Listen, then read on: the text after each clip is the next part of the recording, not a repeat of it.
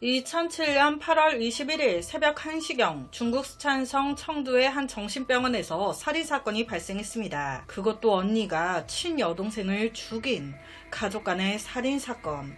동생을 죽인 후에도 이 언니는 도망가지 않았습니다. 오히려 본인이 직접 경찰서에 전화를 걸어 신고했어요. 내가 동생을 죽였습니다. 어떤 벌이든 다 받겠습니다. 그녀를 신문하면서 경찰이 느낀 건요, 그녀의 엄청난 무력감과 안도감이라고 할까요? 실제 신문 과정에서 그녀는 이렇게 말했습니다. 동생에겐 너무 미안하지만 내 행동을 후회하진 않아요. 조사 결과 언니의 이름은 라오팅팅, 사망한 여동생의 이름은 라오지안으로 이 둘은요 19살 쌍둥이였습니다. 불과 몇 초 간격으로 라오팅팅이 언니가 된 거예요. 사건이 벌어지고 부모님 얼마나 놀래요. 둘 다 내 자식인데. 둘이 서로 죽이고 살리고 했다 하니 바로 경찰서로 달려와 울부짖기 시작했습니다. 제발 용서해달라고. 얘 오롯이 집을 구하려고, 가족 구하려고 그런 거라고. 나쁜 감정으로 그런 거 아니라고. 정말이라고. 법정에 가서도 마찬가지였어요. 부모님은 무릎까지 꿇으면서 선처를 호소했습니다. 가족뿐이게요. 친척, 그녀의 이웃들까지 모두 나서서 법원 앞에서 그녀의 선처를 요구했습니다. 그렇다면 그녀는 왜 쌍둥이 자기 동생을 죽인 걸까? 죽인 것에 대해 그녀의 주위 사람들 왜 하나같이 그녀를 두둔하는 걸까? 지금부터 라오팅팅과 라오지안 자매의 이야기를 시작하겠습니다. 라오팅팅 가족은요 엄청 화목했어요. 아빠도 가정적이야, 엄마도 가정적이야. 자매도 모두 세 자매인데 사이도 얼마나 좋은지. 큰언니 라오팅팅, 둘째 쌍둥이 동생 라오지안, 그리고 막내 여동생 라오지아까지 5 식구는 아버지 라오지용의 전기 수리 가게에 의지하며 살고 있었습니다. 경제 상황? 그렇게 나쁘지 않았어요. 자식들도 다 철도 들어가지고 말도 잘 듣고, 특히 첫째 라오팅팅, 엄마 아빠가 보기에 가장 기대감이 큰 딸이었습니다. 왜? 시험을 쳤다 하면 1등이야. 학원 한번 제대로 보낸 적이 없는데 공부로 한 번도 가족들 애를 태운 적이 없는 거예요. 거기다 성격도 얼마나 야무진지 두 동생들도 자기가 다 공부시키고, 이러니 자연스럽게 엄마 아빠가 큰딸에게 의지하게 되죠. 너무 기대하게 되고.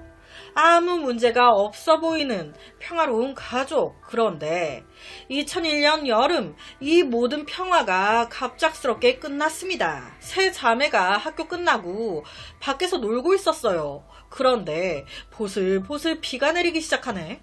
그러니까 어린 마음에 셋이 비를 맞고 논 거예요. 아니나 다를까 셋 다 감기가 왔어. 감기약을 셋 다 먹고 하루 이틀 지나가는데 보통은 감기 그냥 며칠 앓다가 끝나잖아요. 첫째 라오팅팅과 막내딸 라오지아 며칠 앓다가 끝났어요. 그런데 둘째 딸 라오쥐안의 감기가 오래가는 거예요. 많은 가족들이 그럴 거예요. 아, 얘만 좀 감기가 천천히 나아지고 있나 보다. 동시에 딱 낫진 않으니까 계속 약 먹이고 냅두면 나아지겠지. 이게 화근을 불러왔습니다. 라오지안이 학교에서 수업 받다가 갑자기 쓰러진 거예요. 그리고 바로 혼수 상태에 빠진 겁니다. 무려 18일 동안 혼수 상태. 일사왈 감기가 계속 안 나았잖아요. 이게 뇌수막염으로 넘어갔다고. 18일 후 둘째 라오지안이 혼수 상태에서 깨어나는데 그때 그녀는요 완전히 다른 사람이 되어 있었습니다. 갑자기 막 소리 질렀다가 하하하 웃었다가 간호사를 주먹으로 갑자기 때리고 발로 차고, 이게 너무 심하니까 진정제를 수시로 투여해야 할 정도. 의사는요 이게 최선이다, 우리가 해줄 수 있는 건 없다, 집으로 데려가라. 그 후 집으로 온 라오지안을 온 가족이 진짜 정성껏 돌봤습니다. 정신적으로 너무 힘들었을 것 같아요. 멀쩡했던 동생이, 내 딸이 한순간에 이렇게 됐으니까. 집에서 정성스럽게 간호한 덕분이었을까요? 상태가 좀 나아진 것 같아. 그래서 가족들은요 상의한 끝에 그녀를 원래 다니던 학교 있죠, 거기에 다시 보내기로 결정합니다. 늘 함께했던 친구들을 다시 만나면 내 딸의 이 병이 금방 낫지 않겠나. 하지만 이건 욕심이었죠. 학교 보내고 얼마 안 돼가지고 선생님한테 전화가 온 거예요. 어머니, 라오지안이 학교에서 친구를 때리다 못해 싸움 말리러 온 선생님까지 다치게 했어요. 책상까지 던져버려서 칠판도 박살나고. 아무래도 저희 학교에서는 아이를 계속 받기가 힘들 것 같습니다. 이 뇌수막염이라고 하는 게 뇌와 척수를 둘러싸고 있는 얇은 뇌막에 염증이 발생하는 질환인데, 이 부작용 중에 하나가 조급증형 정신장애, 조울증 같은 거라고 해요. 그래서 강한 공격성을 가지게 된다는 거예요. 이유 없이 화내고 때리고. 이때 라오지안의 나이 13살이었습니다. 학교를 갈 수 없게 된 그녀는 줄곧 집에서만 생활해요. 내내 소리 지르고 화내고, 밥 주려고 하면 밥상 없고 엄마 때리고 발로 차고. 아빠도 뭐 가족은 말할 것도 없죠. 집안에 비명소리가 안 날 일이 없는 거예요. 한 번은 가족들이 다 모여 밥을 먹다가 또 병이 도진 거예요. 갑자기 라오지안이 젓가락을 집어들고 아빠 눈을 찌른 겁니다. 진짜 하마터면 아빠 실명될 뻔했다고. 이뿐이게요. 언니 라오팅팅의 머리를 칼로 내리친 적도 있었대요. 10여 반을 꿰맸다고. 언니만? 엄마도 찔러가지고 7반을 꿰매고. 이게 통제가 안 되는 거예요. 그럼에도 가족은 그녀를 포기하지 않았습니다. 엄마 아빠는요, 둘째 딸의 약값 병원비를 위해 집을 팔아요. 여기저기 돈도 빌리고. 딸의 이 병을 치료할 수 있다는 소리만 들으면 어디든 달려갔습니다. 이 큰언니 라오팅팅 또한 마찬가지였어요. 제가 앞서 그랬잖아요. 공부 잘했다고. 다 포기합니다. 학교 자퇴하고요. 동생을 돌보는데 전념해요. 매일 동생과 함께 집에서 지내면서 동생 밥 먹이고 모욕시키고. 하지만 이런 고생에도 돌아오는 건 동생의 심한 구타 뿐이었죠. 이런 생활 무려 6년이 흘렀습니다. 둘째 라오지안이 가족의 이런 노력, 희생 모르는 게 아니었어요. 순간순간 제정신이 돌아올 때가 있었대요. 그때마다 본인은 또 얼마나 괴롭겠어요. 본인도 막 미안하고 죽고 싶은 거예요. 실제로 그 가족 아무도 없을 때 이제 스스로 가려고, 극단적인 선택하려고. 그런데 다행히도 가족이 발견 다 막은 거예요. 이 사건 이후 가족들은요, 둘째 딸의 스스로 이런 선택과 그리고 다른 사람에게 해를 끼치는 걸 방지하기 위해서 그녀의 손발에 쇠사슬을 채울 수밖에 없었습니다. 시간이 더 흘러 아버지는 한 병원에서 내 딸 병을 치료할 수 있대, 수술하면 된대, 바로 동구해가지고 달려갔죠. 수술 성공률 95%. 이 말은요, 가족에게 엄청난 희망을 줬습니다. 수술 진행했어요. 결과는 성공률 95%? 증상이 더 심해졌어. 공격 빈도가 전보다 더 늘어난 거예요. 이번 수술이 아버지 입장에서는 진짜 마지막 지푸라기였습니다. 그런데 실패했죠. 우리 딸 다시 예전으로 돌아갈 수 없구나. 내가 감기 초기 때 바로 병원으로만 데려갔다면 이렇게까지는 안 됐을 텐데. 아버지가 스스로 자책하기 시작한 거예요. 그래서 자기가 둘째 딸을 데려가겠다고, 같이 가겠다고, 집에 메모지 하나 남겨놓고 둘째 딸 데리고 사라진 거예요. 스스로 자기 하늘로 가겠다고. 다행히도 이 메모 아내가 바로 발견했어요. 경찰에 신고하고 막 엄청 수색을 한 끝에 다행히도 이 부녀 구조가 됩니다. 아내는요, 남편을 엄청 타일렀어요. 우리가 강해져야지. 당신이 무너지면 우리 다 무너지는 거라고. 제발 그런 생각하지 말라고. 그러면서 이 아빠 생각을 바꿔요. 피하는 게 아닌 우리 가족을 좀 더 생각하자. 가족이 다 지금 난리가 났잖아요. 이렇게는 안 돼. 둘째 딸을 정신병원에 보내자. 둘째를 정신병원에 보낸 후 집은 평화가 찾아온 것 같았습니다. 그런데 불과 11일 만에 병원에서 전화가 와요. 저 라오지안 정신 상태가 너무 불안정해요. 하루 종일 아무것도 먹지도 않고 의사 간호사 할 거 없이 공격성만 내내 보이고 있는데 저희가 더 이상 통제가 안 돼서요. 가족 중 누군가 병원에 함께 남아 간병을 도와주셨으면 좋겠습니다.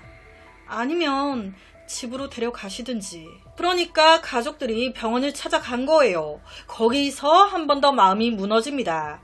애정이 없는 게 아니잖아요. 어쩔 수 없이 보낸 거였단 말이에요. 딱 갔더니 애가 조그만한 방에 혼자 등 돌리고 누워있는데 밑에가 다 벗겨져 있는 거예요. 속옷까지 다.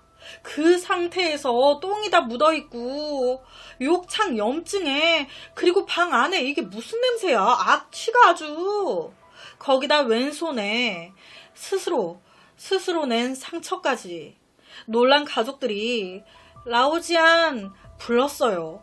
쳐다도 안 봐. 얼마나 마음이 아팠겠습니까. 엄마 그 자리에서 주저앉아 울고. 우리 기억 속의 둘째 딸 너무 명랑하고 밝았는데 어떻게 이렇게 돼버린 건지.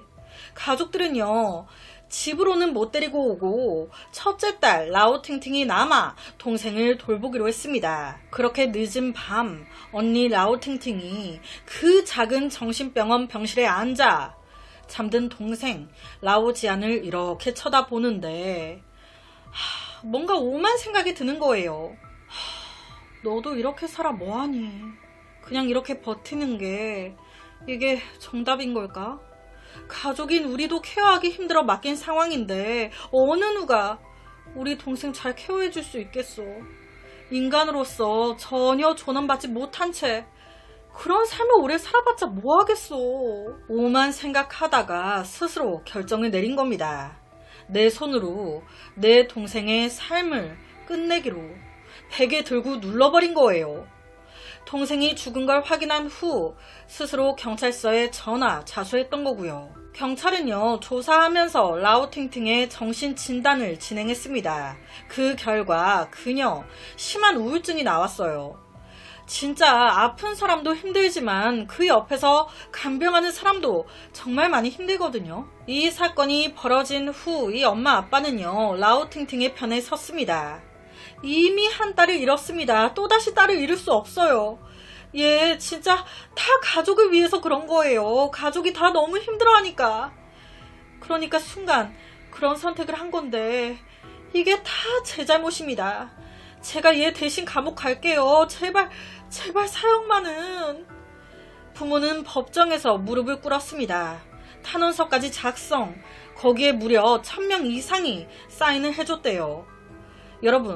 여러분이 판사라면 어떻게 판결을 내리실 것 같으세요? 사연 없는 살인이 어딨나. 하나하나 다 봐주면 별일 다 있지 않겠어? 살인은 살인이다. 정당화될 수 없다.